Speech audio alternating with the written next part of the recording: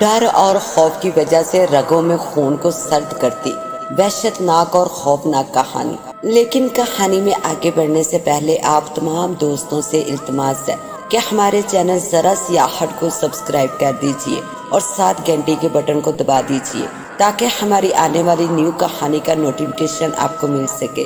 تو آئیے کہانی کا آغاز کرتے ہیں۔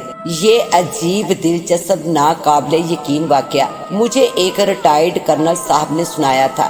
اس کہانی کو سنانے والے مجھے راولپنڈی شہر کے ایک مشہور پارک میں ملے تھے۔ کرنل صاحب روزانہ شام کو یہاں جوگنگ کے لیے آتے تھے۔ میں ان دنوں اس پارک کی نرم و تازہ گھاس پر بیٹھ کر ایم.اے امتحان کی تیاری کیا کرتا تھا۔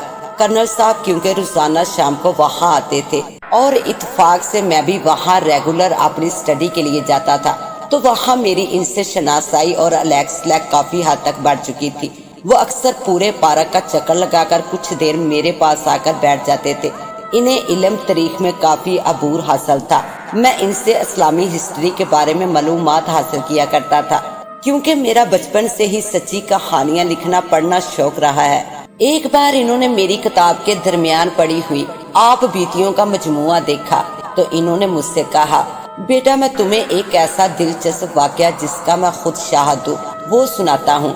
ناظرین، سچی کہانی کی دلچسپی کے لیے کرنل صاحب نے جیسا واقعہ سنایا وہ میں ان کی زبانی آپ کو سناتی ہوں۔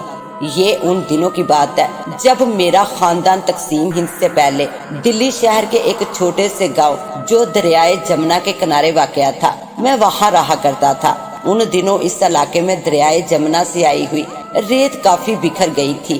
گوروں نے اسے ذریعہ آمدنی بنانے کے لیے اس ریت کے ٹھیکے دینا شروع کر دیے۔ یہاں سے ریت ٹھیکے دار اپنے ٹرکوں ٹرالیوں میں بھر کر دور دراز کے علاقوں میں سپلائی کیا کرتے تھے۔ ہماری فیملی میں ہم 2 بھائی اور 2 بہنیں تھیں۔ میری عمر اس وقت 9 سال، میرا چھوٹا بھائی 7 سال جس کا نام اکبر تھا۔ میری بہنوں کا نام نفیسہ اور ختیجہ تھا۔ اپنے بہن بھائیوں میں میں سب سے بڑا تھا۔ اس کے بعد اکبر، پھر نفیسہ اور پھر ختیجہ تھی۔ میرے والد محترم جن کا نام قاسم تھا، انہوں نے ایک ہندو شخص جس کا نام نریش تھا اس کے ساتھ پارٹنرشپ کی بنیاد پر ایک لوڈنگ ٹرک خریدا ہوا تھا۔ یہ ٹرک میرے والد صاحب خود چلایا کرتے تھے۔ نریش اگرچہ ہندو تھے لیکن وہ بہت مخلص، خاص طور پر ہم بچوں سے بے حد محبت کرتے تھے۔ وہ جب بھی والد صاحب کے پاس کاروباری حساب کتاب کے لیے آتے تو ہم بچوں کے لیے شہر سے لازمی مٹھائی، کھلونے اور رنگ برنگے غبارے ضرور لاتے تھے۔ وہ عموماً اتوار کے دن اپنی موٹر گاڑی میں آیا کرتے تھے۔ ہم سب بچے انہیں نریش چاچو کہا کرتے تھے۔ ان کے پاس پرانی لیکن مضبوط انجن والی کار ہوا کرتی تھی۔ والد صاحب اور نریش چاچو عموماً گھر سے باہر لان میں بیٹھ کر اپنے معاملات سلجھاتے۔ ہمارے گھر کے سامنے دور دور تک ریت ہی ریت نظر آتی تھی۔ حد نگاہ تک کوئی آبادی نہ تھی، بس میدان ہی تھا، جبکہ ہمارے گھر کے کچھ فاصلے پر پٹواری، ڈاک خانہ اور ایک معمولی دوائیوں والی ڈسپینسری تھی جس کو فقط ایک کمپاؤنڈر چلایا کرتا تھا۔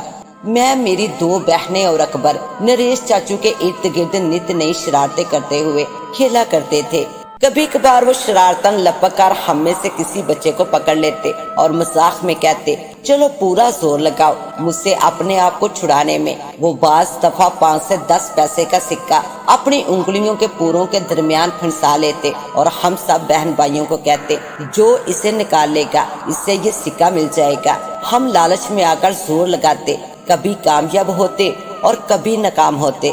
ایک دن انہوں نے والد صاحب کو کہا کہ گاڑی تو اپنی ہے ہی، بس اتوار کو اپنی پوری فیملی کو میرے گھر دلی شہر لے آنا۔ پہلے تو والد صاحب نے انکار کیا، لیکن پھر ہم سب بچوں نے انہیں زور دے کر کہا کہ ہم ضرور جائیں گے۔ والد صاحب مان گئے۔ نریش چاچو نے کہا، یار میں ہندو ضرور ہوں لیکن تیرا دوست بھی ہوں، آپس کی بات ہے، کبھی کبھار بھینس کا گوشت کھا لیتا ہوں، وہ اگر کہیں سے ملے تو لے آنا، اور ہاں میں تجھے کچھ حرام نہیں کھلاؤں گا، صرف حلال کھانا کھلاؤں گا۔ اچھا میں اتوار کی صبح گاڑی لے کر آ جاؤں گا، بس تم تیار رہنا۔ وہ جاتے ہوئے تاکید کر کے گئے۔ ہم نے بڑی بے چینی سے اتوار کے دن کا انتظار کیا۔ نفیسہ اور اکبر صبح سویرے اٹھ کر اماں کو تنگ کرنے لگے کہ ہمیں جلدی سے تیار کرتے۔ ہم اتوار کو جب نریش چاچو کے گھر پہنچے، ان کی رہائش در حقیقت دلی کے بہت آبادی والے علاقے میں تھی۔ यहाँ हर तरफ हिंदुओं से मुतल्लक मंदिर रंग बिरंगी मूर्तियां नजर आ रही थी। नरेश चाचू की पूरी फैमिली ने हमारा इस्तकबाल किया। इनकी बीवी गीता आंटी और 3 बच्चों को तीनों लड़के थे, जिनकी उम्रें बिल तरतीब गोपाल 14 साल, अशोक 10 साल और जितेंद्र 8 साल के लगभग थे। इनसे हमें मिलवाया। तारुफ के बाद इन्होंने हमें एक कमरे में बिठा दिया। मेरी अम्मी को गीता आंटी ने अपने पास दूसरे कमरे में बुला लिया, जबकि हम बच्चे नरेश चाचू के बच्चों के साथ घुल मिलकर खेलने लगे।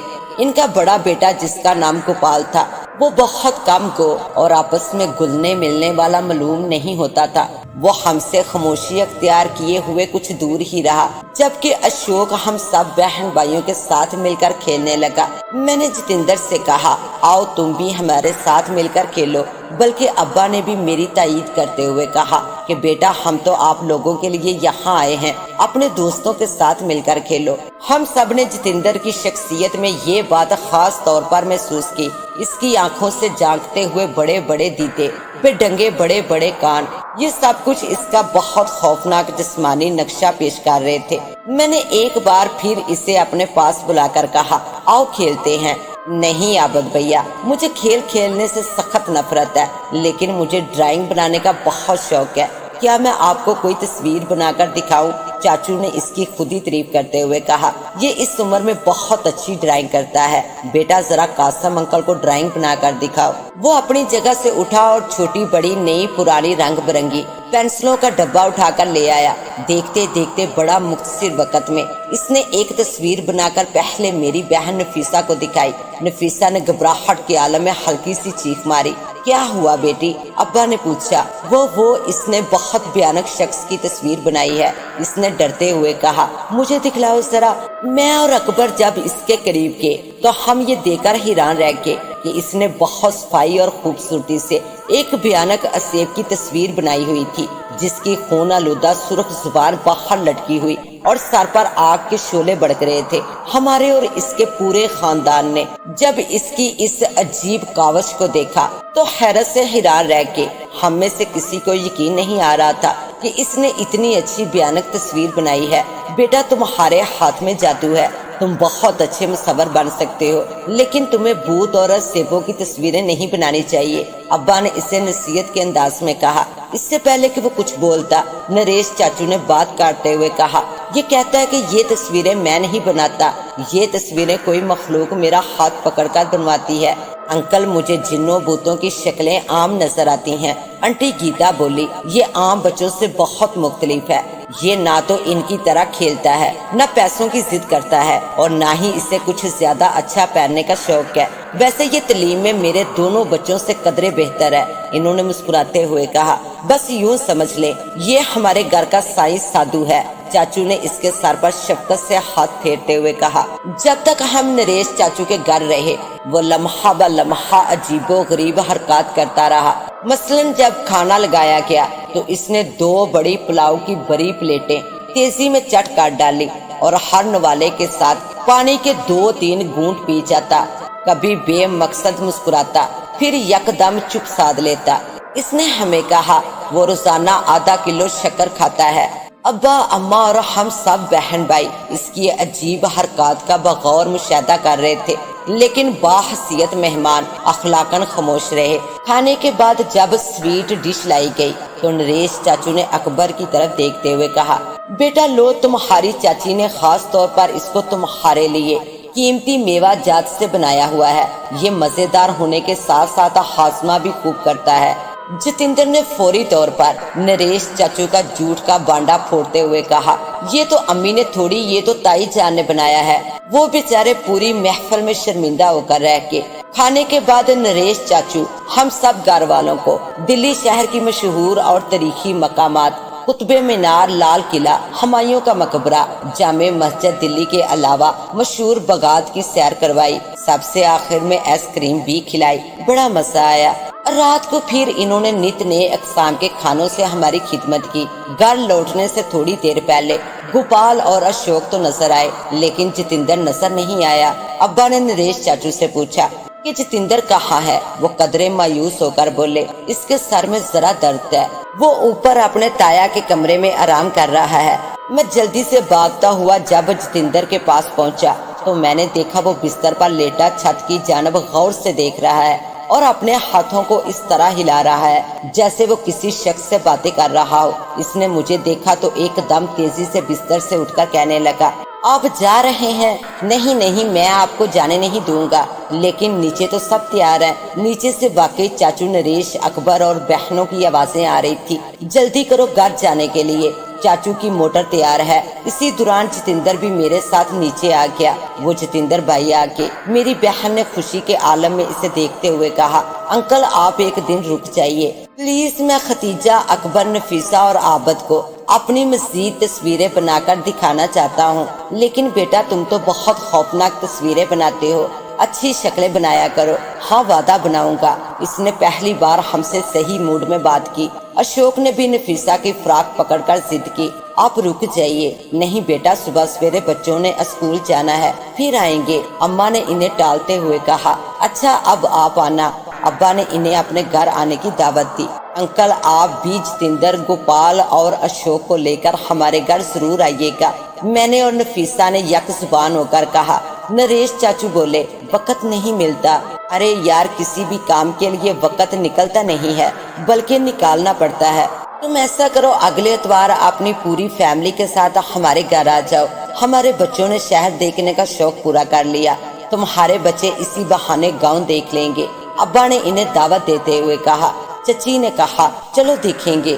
देखना नहीं, आपने हमारी इतनी इज्जत और खातर मदारत की है, आप भी हमें खिदमत का मौका दें। मेरी अम्मी ने मुस्कुराकर इन्हें कहा, अच्छा ठीक है, हमारा अगला इतवार आपके नाम यानी आपके घर गुजारेंगे। नरेश चाचू ने अपनी फैमिली के साथ हमारे गांव आने के लिए हाँ कर दी। बच्चों ने खुशी से नारा मारा, तुम्हारे हाथ बहुत अच्छी ड्राइंग बनाते हैं, इनमें गजब की सफाई है। तुम वहाँ आकर हमारे गांव में मौजूद कुएं की तस्वीर बनाना। इसके सामने रेत का एक बड़ा मैदान है जो कि दिलकश नजारा पेश करता है। मैंने जितेंद्र से कहा, हाँ मेरा वादा है, मैं अपने रंगों की डिबिया और बड़े कागज वहाँ जरूर लाऊंगा। जितेंद्र ने वादा करते हुए कहा। गोपाल ने कहा, मैंने कभी गांव की सैर नहीं की।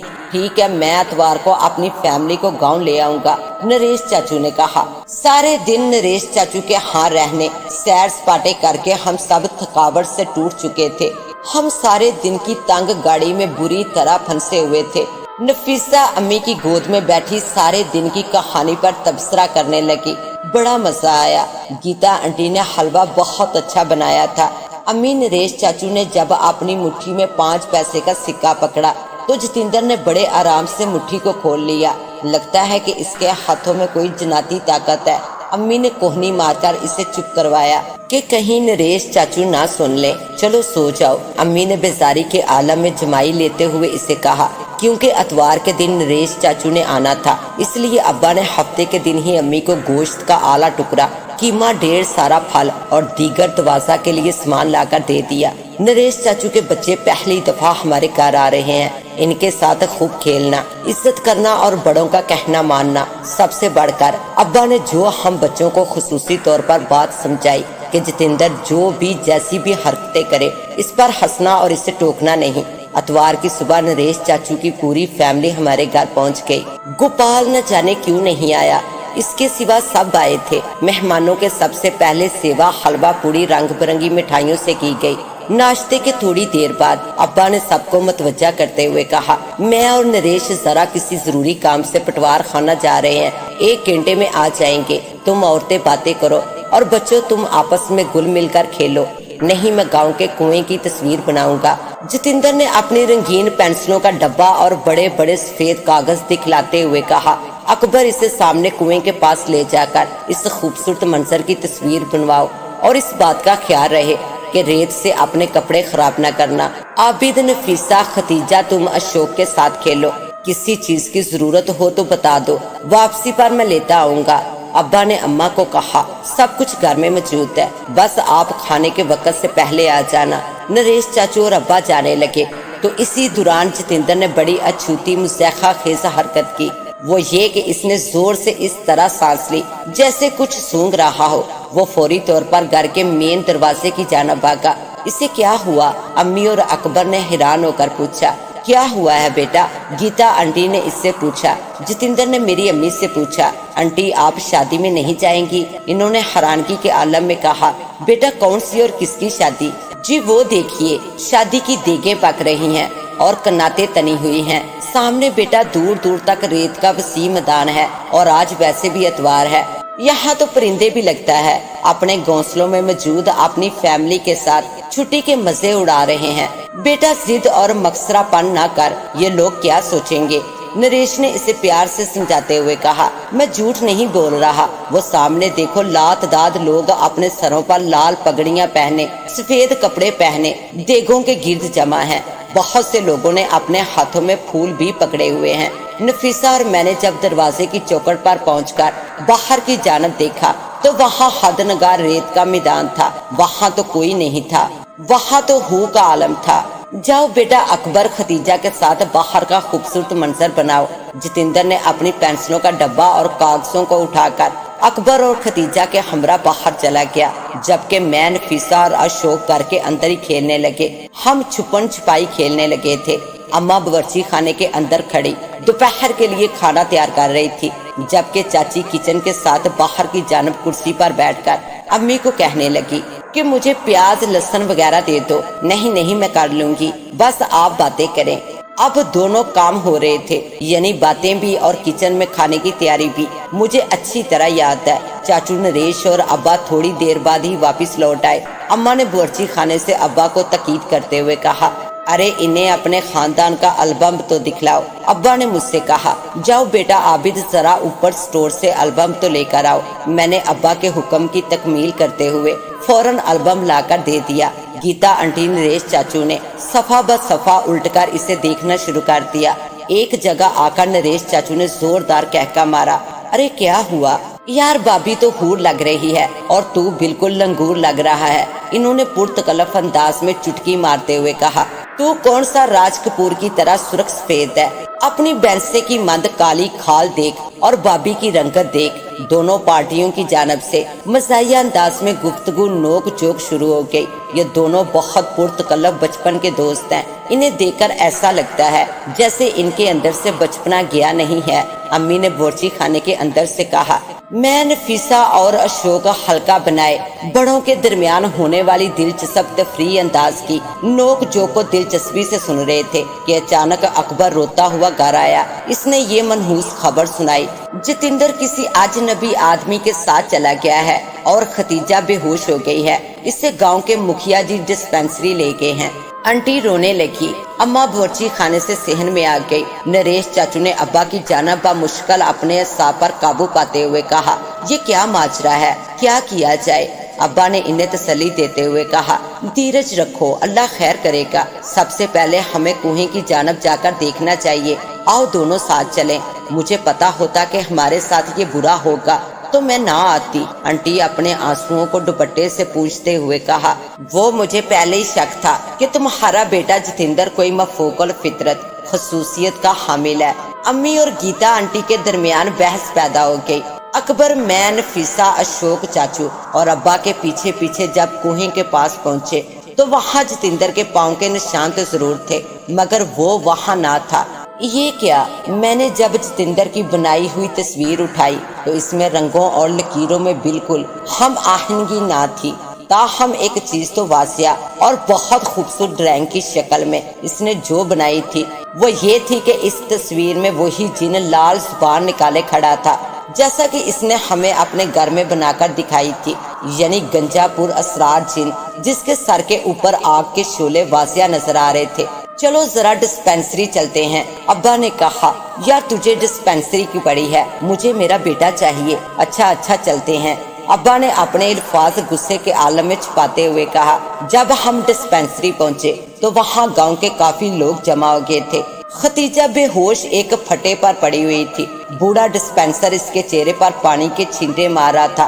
खतीजा के उस्तान कुछ नॉर्मल हुए तो मुखिया ने पूछा, बेटा आप और अकबर जितेंद्र के साथ थे, बताओ आखिरी वक्त में क्या हुआ था? खतीजा ने रोते और डरते हुए कहा कि जितेंद्र भैया ने अकबर को कहा तुम पेंसिल अच्छी तरह छीलो, इनकी नोक बन जाए, मैं जरा सामने एक चीज देकर आता हूँ। अकबर इसकी पेंसिल छीलने लगा। वो कच्ची थी, बार बार छीलने के दौरान इसका सिक्का टूट रहा था।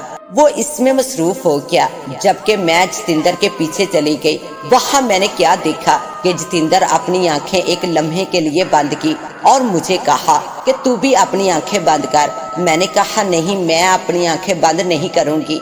इसने मुझे बहुत मजबूर किया, लेकिन मैं ना मानी। थोड़ी देर बाद इसने मुझे सख्ती से कहा कि बंद करती है अपनी आंखें कि नहीं। मैंने कहा नहीं। फिर खतीजा ने चीख मारी, साथ में कांपने लगी और आंखें बंद कर ली। अब्बा ने इसका मुंह फेरते हुए कहा कि बेटी बोलो, कुछ नहीं होगा, हम सब यहाँ मौजूद हैं।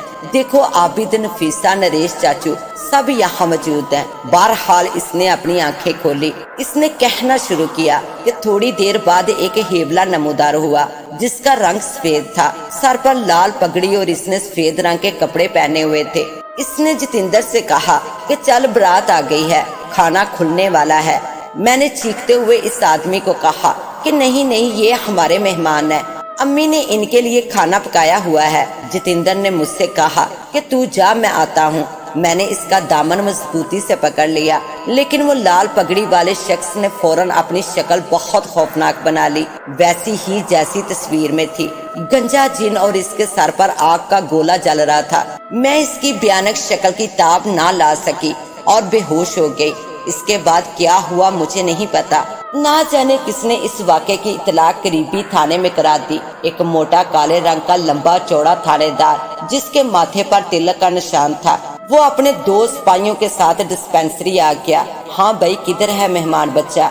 इसने आते ही अब्बा पर चढ़ाई कर दी। वो जी मुझे क्या मालूम, मैं तो उस वक्त घर में नरेश के साथ मौजूद था, जबकि जतिंदर, अकबर और खतीजा के साथ बाहर खेल रहा था। बकवास मत कर, ये नरेश की फैमिली तेरे घर मेहमान बनकर दिल्ली शहर से आई थी, इस लिहाज से इस वाक़े की सारी जिम्मेदारी तुझ पर आती है। थानेदार क्योंकि हिंदू था, इसके रवैये के अंदर फर्क की बू साफ महसूस की जा सकती थी, इसलिए वो अब्बा को बाहसियत मुसलमान होने के दबा रहा था।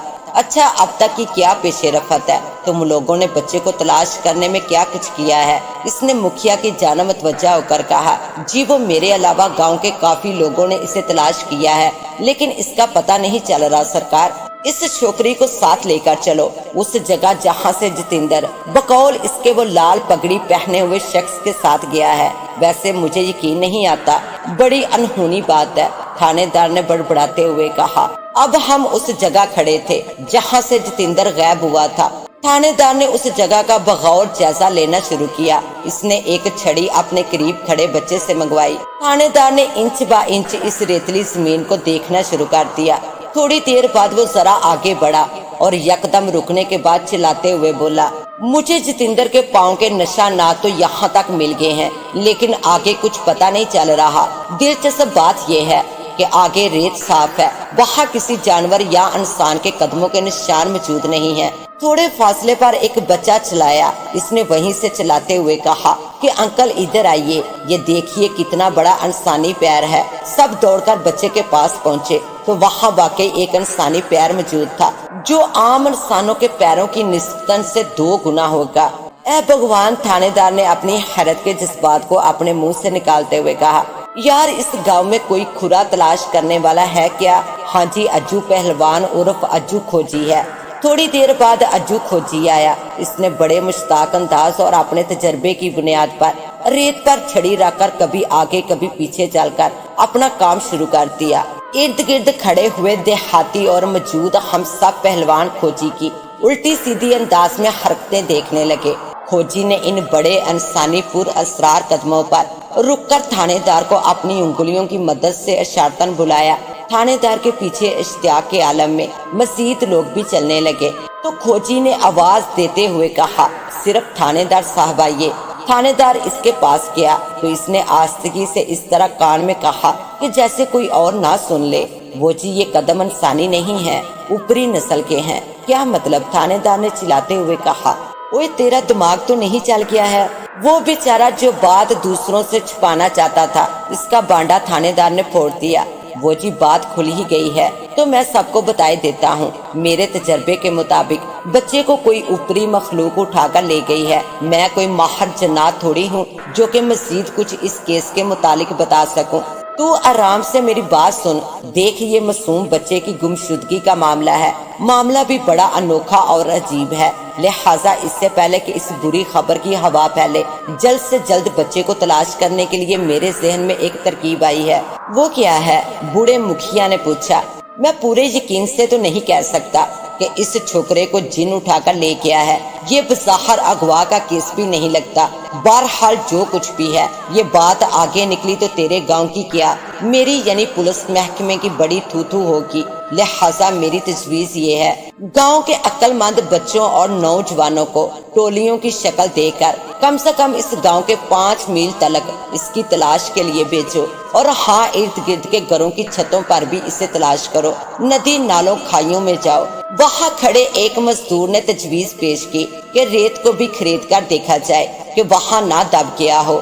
تھانے دار نے اسے شاباش دینے کی بجائے اوپر سے تنزیہ جملہ کہا۔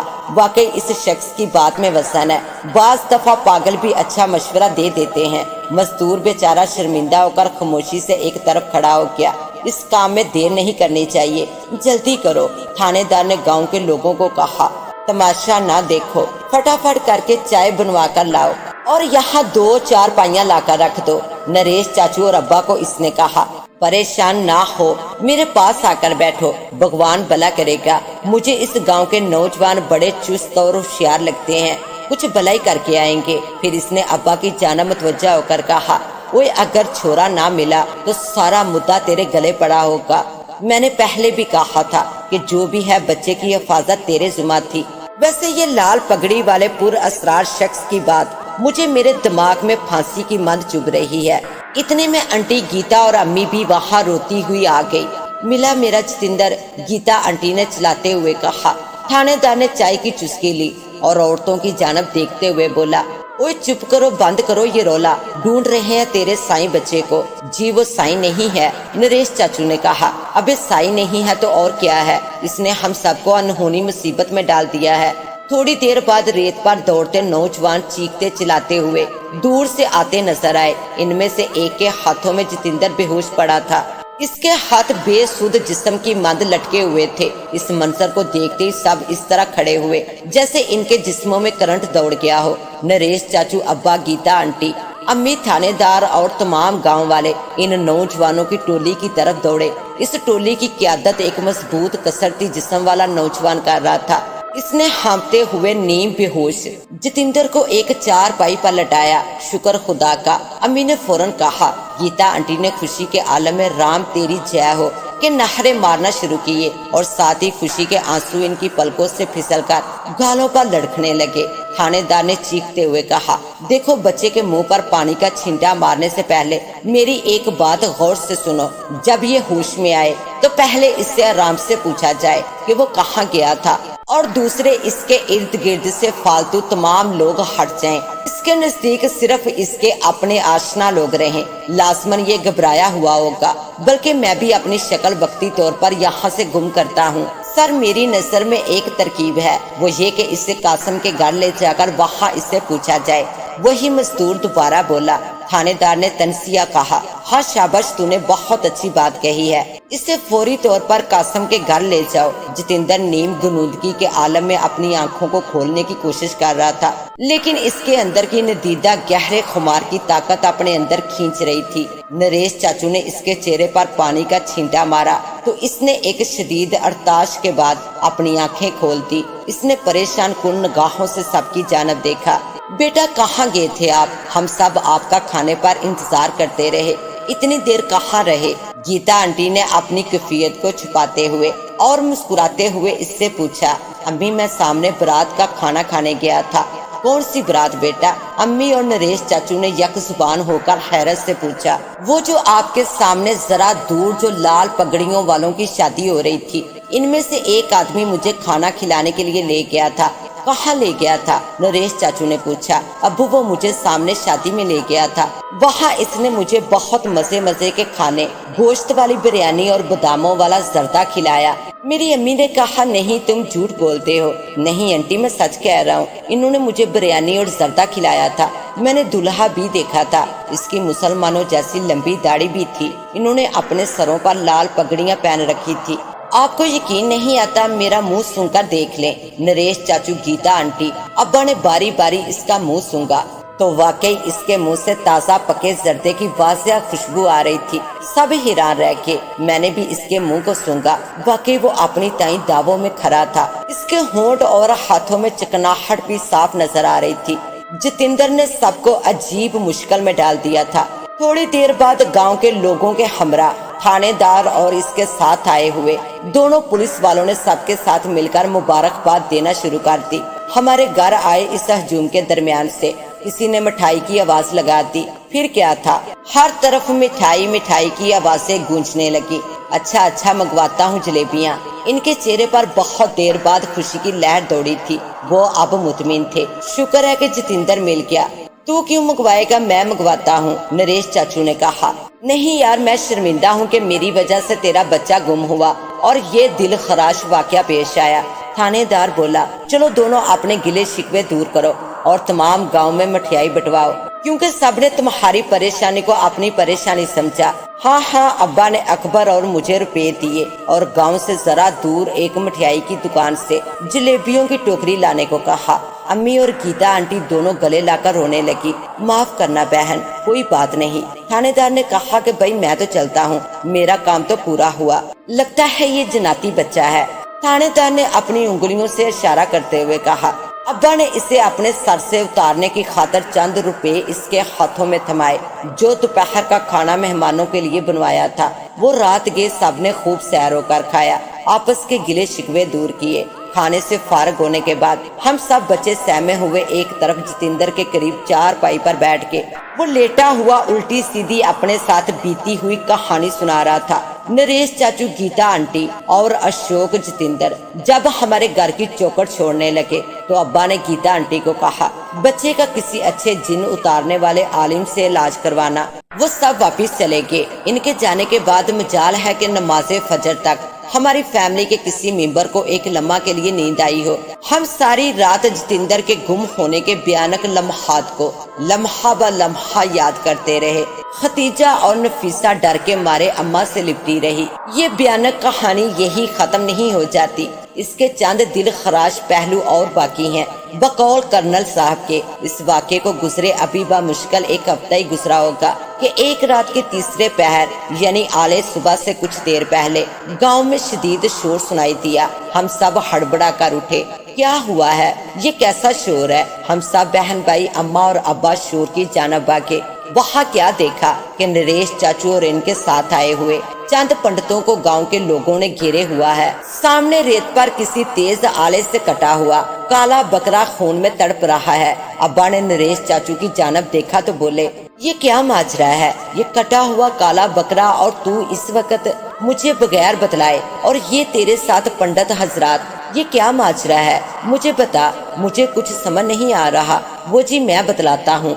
गांव के चौकीदार मोहन दास ने बतलाया कि मैं रात के दूसरे पहर पटवारी के दफ्तर के करीब गलियों की चौकीदारी कर रहा था तो ये पंडित और नरेश अपने हाथों में काला बकरा पकड़े इस जानब बढ़ रहे थे जहाँ इसका छोकरा गुम हुआ था। मैंने छुपके से इनका पीछा किया। मुकर्ररा जगह पहुंचकर पहले पंडितों ने आसमान की तरफ देखकर कुछ पढ़ा और फिर इस काले बकरे को छुरी से ज़िबा करके भाग रहे थे तो मैंने इनको पकड़ लिया। मुझे लगता है कि ये हमारे गांव वासियों पर कोई जादू करने आए हैं। इस दौरान मुखिया अपनी आंखें मलता हुआ अपने चंद आदमियों के साथ आ गया। ये क्या ड्रामा है? इसने नरेश चाचू के कंधे को अपने हाथों की मदद से धक्का देते हुए कहा। अब्बा की दोस्ती का खून ने जोश मारा। इन्होंने मुखिया से कहा, पहले इसकी बात तो सुनो, ये क्या कहता है? नरेश चाचू रोते हुए आजिज़ी से हाथ जोड़ते हुए मुखिया के कदमों में बैठकर कहने लगे, दरअसल जिस रात हम जितेंद्र को कासम के घर से लेकर शहर गए थे उसी रात से मेरी बीवी के ख्वाब में चंद लाल पगड़ी वाले अजीब सी शक्लों के आदमी आ रहे हैं और वो कह रहे हैं कि हम गैर मुस्लिम जनात हैं اور جتیندر ہماری نسل سے ہے، اس کی آتما جناتی ہے اور جسم انسانی ہے، اسے ہم ہر قیمت پر لے جائیں گے۔ وہ 3-4 دفعہ گیتا کے خواب میں آ کر یہ پیغام دے چکے ہیں۔ اس پریشانی نے جتیندر کی ماں کو نیم پاگل بنا دیا ہے۔ جتیندر نے ایک رٹ لگا رکھی ہے، میں نے لال پگڑی والوں کی شادی کا کھانا کھایا ہے، میں نے وہی گاؤں جانا ہے۔ مکھیا کو مزید نریش چاچو نے یہ بتلایا کہ میرا خاندان جنوں کی جانب سے دی گئی دھمکی کی وجہ سے بہت پریشان تھا، لہٰذا کسی نے مشورہ دیا کہ چند پنڈتوں کو تیار کرو کہ وہ ایک مخصوص بجن گاؤں میں اس جگہ جا کر پڑے جہاں پگڑی والے اسے لے کر گئے تھے۔ مزید اور بتاتے ہوئے کہا، کوشش کرو یہ کام چپ چاپ ہی ہو، یعنی کسی کو پتہ نہ چلے اور نہ ہی کوئی تمہیں دیکھے۔ بجن کے آخر میں جنوں کو ایک کالا بکرا بھی بھیٹ کیا جائے۔ یہ سب تو غلط ہے، مکھیا نے اسے لتاڑتے ہوئے کہا۔ اگر یہی بات تھی تو ہمیں پہلے سے بتلا دیتا، ہم اس کا بندوبست کر دیتے۔ اچھا جو تیرا دل کرے کر۔ کافی دیر تک پنڈت اور نریش چاچو گڑ گڑا کر ہندو عبادت کرتے رہے۔ ان سب کا برا حال ہو گیا تھا، خاص کر نریش چاچو کا۔ اس عمل کے بعد ابا نے نریش چاچو کو چائے پانے کے لیے روکا، لیکن وہ نہ رکے۔ انہوں نے کہا، یار مجھے ان پنڈتوں کو صبح ہونے تک شہر چھوڑنا ہے، اور دوسرا گیتا کو بھی صبح ڈاکٹر کو دکھانا ہے، وہ دماغی طور پر بالکل معاف ہو گئی ہے۔ ابا تقریباً ہر دوسرے تیسرے روز جتیندر کو دیکھنے گیتا آنٹی اور نریش چاچو کو تسلی دینے ان کے گھر شہر جایا کرتے تھے۔ ایک بار وہ مجھے اور نفیسہ کو وہاں لے کر گئے تو ہم نے دیکھا کہ جتیندر بیچارے کو رسیوں سے باندھ کر 4 پائی پر لٹایا ہوا ہے، اور وہ ایک ہی رٹ لگائے ہوئے ہے کہ میں نے لال پگڑی والوں کی شادی کا کھانا کھانا ہے، وہ مجھے لینے ضرور آئیں گے۔ جتیندر مسلسل چھت کو گھورے جا رہا تھا، وہ بار بار چلا رہا تھا، وہ دیکھو وہ مجھے لینے آ رہے ہیں۔ وہ بہت کمزور ہو گیا تھا، اس کی آنکھوں کے ڈیلے باہر کی طرف ابل رہے تھے، آنکھوں میں سیاہ حلقے بھی بن چکے تھے۔ اس کی بے چینی بے بسی دیکھی نہیں جا رہی تھی۔ جب تقسیم ہند ہوا تو بدقسمتی سے ان فسادات میں نفیسہ اور ماں باپ شہید ہو گئے۔ میں اکبر اور ختیجہ بمشکل پاکستان زندہ پہنچے۔